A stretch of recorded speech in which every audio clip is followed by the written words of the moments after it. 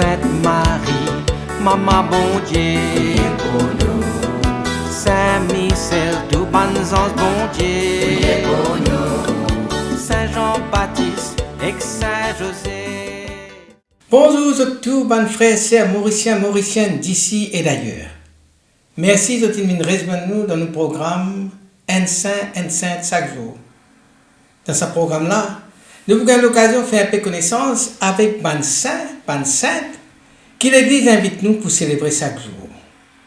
Et nous pouvons demander prier pour nous et intercéder pour nos familles. Aujourd'hui, le 7 février, l'Église invite nous pour célébrer mémoire Sainte Eugénie Smet,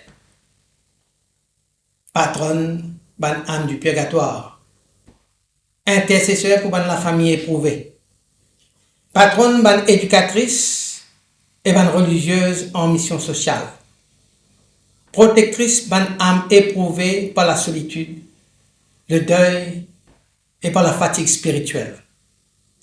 Elle nous profite de l'occasion pour saluer ban Eugénie, ban Eugène, ban Eugénia, ban Génie. Imagine Paris au milieu du 19e siècle, elle avait plein de mutations, en pleine mutation. Au cœur, ça l'avait qui peut agiter là, une jeune femme qui peut marcher vite, presque trop vite pour son époque. Il perd beaucoup d'argent, sur la santé fragile. Mais une comédienne qui fait intérieur, qui peut brûler dans le lit et qui personne n'est pas capable d'arrêter. Sa femme-là, son nom c'est Eugénie Smet. Son rêve, c'est oser ce que presque personne n'a jamais fait oser formuler. Fondre une congrégation entièrement dédiée à la prière et à la charité pour les âmes du purgatoire. Un projet étrange, même suspect pour ce band contemporain. Certains tu dire comme ça, mais ça c'est un illuminé. Et d'autres tu dire comme ça c'est un naïf, pas connaît qui a pu dire. Mais lui, il connaît. Qu'il l'amour est capable de franchir toute bonne frontière, même frontière l'amour. Ce soir-là, une petite chapelle parisienne, Eugénie dépose sur l'avenir entre les mains de Dieu. Il ne connaît pas encore qui peut attendre. Qui peut attendre. Il ne connaît pas encore qui est un diffé qui peut commencer à allumer en lit et qui peut réchauffer les morts et les vivants. Eugénie Smet, née en 1825 à Lille d'une famille chrétienne aisée. La société française peut changer vite. Industrialisation, pauvreté en milieu urbain, agitation politique. Depuis son enfance, Eugénie est marquée par une foi simple et profonde, un grand sens du service, une sensibilité pour les âmes qui peuvent souffrir. En 1853, guidée par une intuition intérieure puissante et confirmée par plusieurs prêtres, Lévin à Paris pour lui fondre une nouvelle famille religieuse, les Sœurs Auxiliatrices des âmes du purgatoire.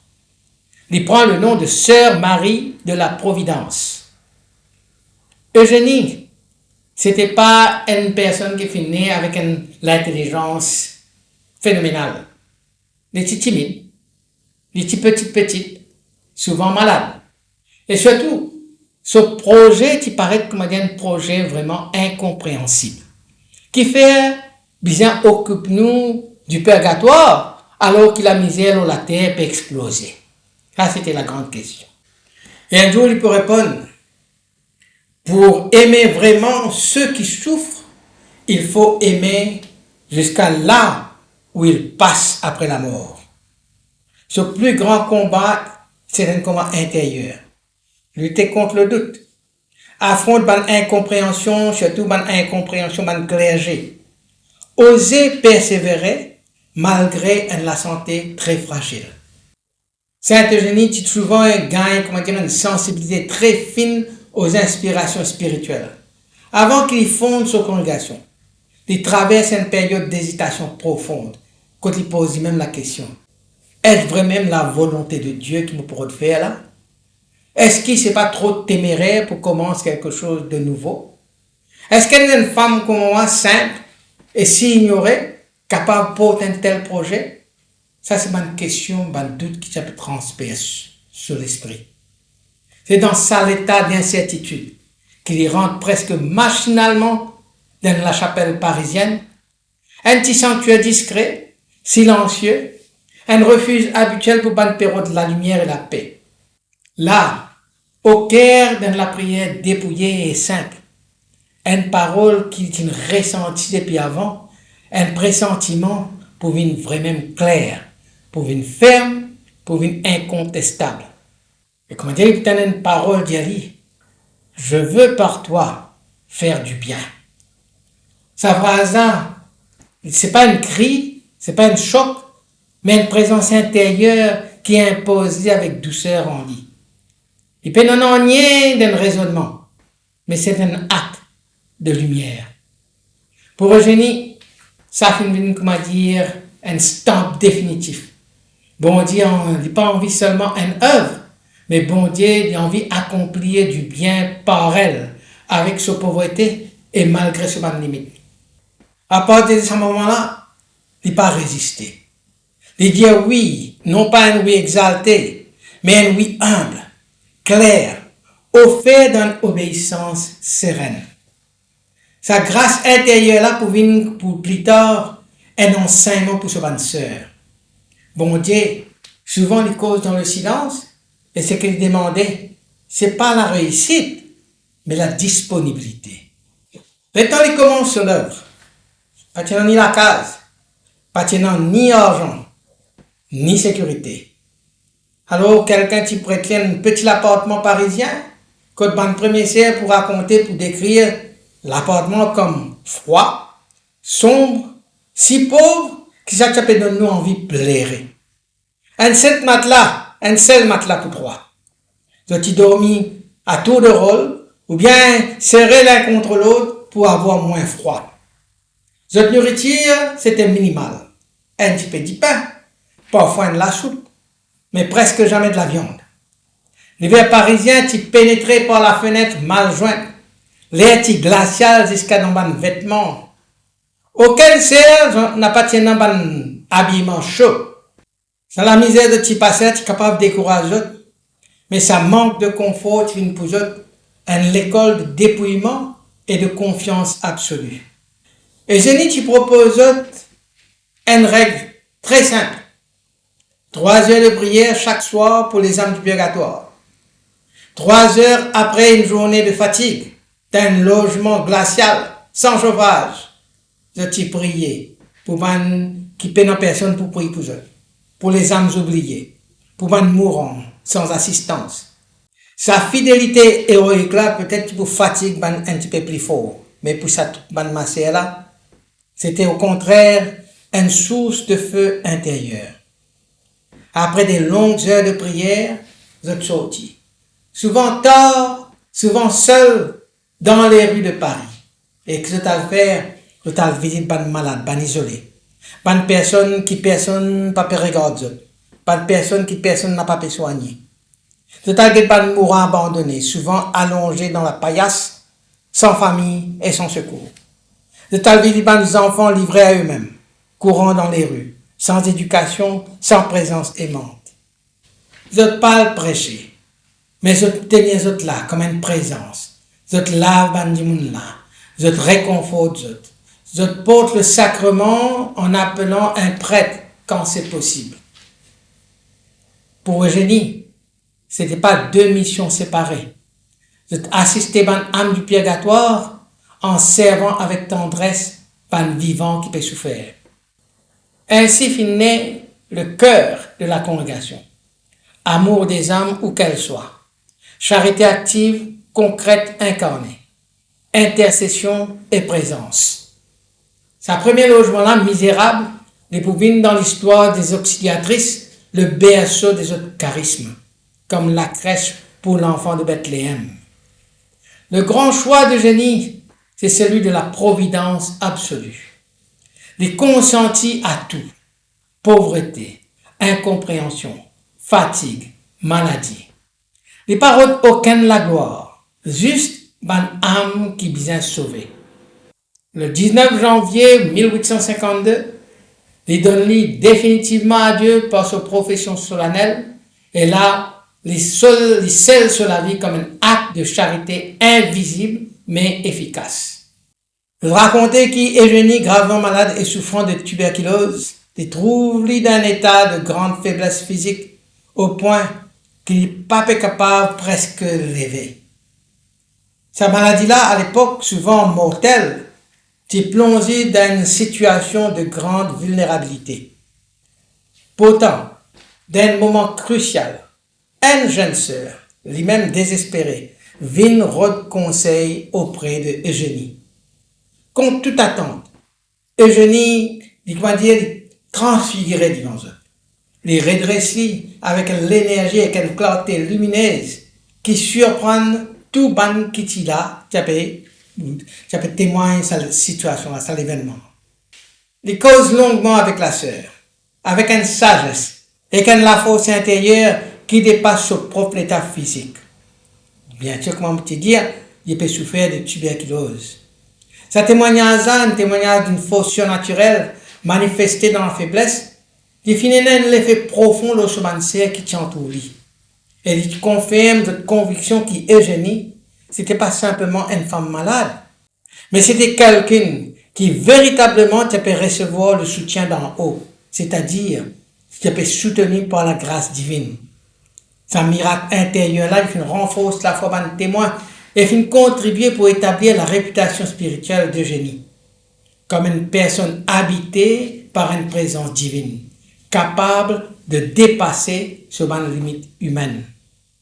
Beaucoup récits racontés qui par la prière ou l'intercession d'Eugénie, beaucoup de monde en fin de vie finissent des moments de paix intérieure et de réconciliation. Ça va témoigner concerne plusieurs types de situations. Par un mourant qui retrouve la sérénité face à la mort. Par une famille divisée qui vit une dernière grâce de réconciliation. Par un malade qui recevra le sacrement in extremis, c'est-à-dire juste avant de mourir. Ce qui est considéré comme un grand réconfort spirituel. Ça va l'événement-là a largement contribué à la réputation d'Eugénie comme une figure spirituelle puissante, capable de chasser les âmes jusqu'au seuil de la porte de Dieu. Salimasa, d'intercesseur auprès des mourants, les renforce sa confiance dans le fidèle, dans sa capacité pour accompagner les âmes dans leur passage vers l'au-delà. Son renommée s'est ainsi étendue non seulement comme une personne de foi, mais aussi comme une médiatrice spirituelle entre la vie terrestre et la vie éternelle. Eugénie, à travers son histoire et ce témoignage, continue cause avec nous pour plusieurs raisons profondes et universelles. Il rappelle nous que la communion des saints n'est pas simplement un concept abstrait, mais un lien vivant d'amour qui dépasse la mort. Ça lien-là lui unit les vivants et les défunts d'une solidarité spirituelle, une communion qui dépasse le temps et l'espace. Eugénie vient renforcer en nous la conviction que la prière a une efficacité réelle et est capable de porter des fruits dans l'éternité. Il invite nous pour jamais sous-estimer la puissance de la prière, même dans les situations les plus difficiles. Sur l'exemple montré que la charité n'est pas limitée aux actions visibles et tangibles, mais elle est exercée aussi dans le monde invisible, auprès des âmes qui attendent la lumière et la paix. Ça lui ouvre une dimension spirituelle profonde à nos engagements.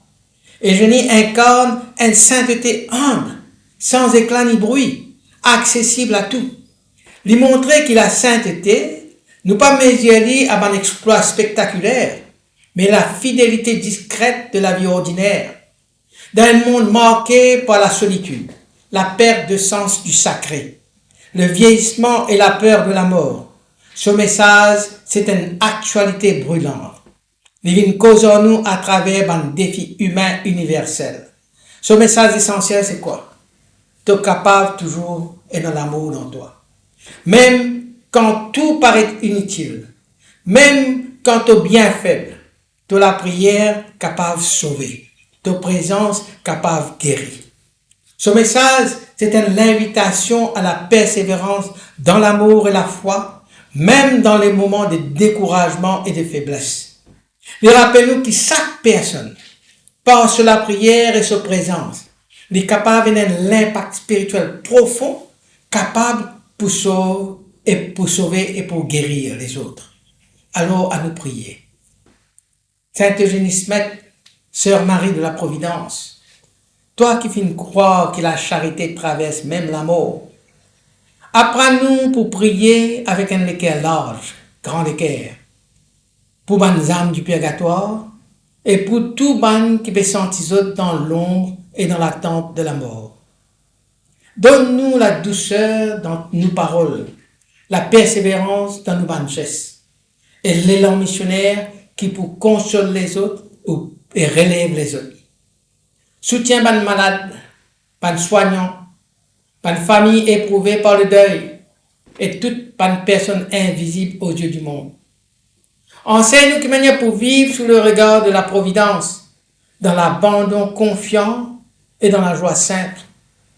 Sainte Eugénie, intercède pour nous et conduis-nous, jette-nous les cœurs vers la lumière éternelle. Amen. Qui bon Dieu bénisse et tout le ban proche, qui soit l'esprit habite toujours dans eux, qui les protège partout et toujours. Au nom du Père et du Fils et du Saint-Esprit. Amen et à demain. Saint-André et Saint-Matthieu, priez pour nous. Saint-Jean, Saint-Marc et Saint-Luc, Priez pour nous, priez pour nous, priez pour nous. Sainte Marie-Madeleine et Saint-Étienne, Priez pour nous, Saint Ignace et Saint Laurent.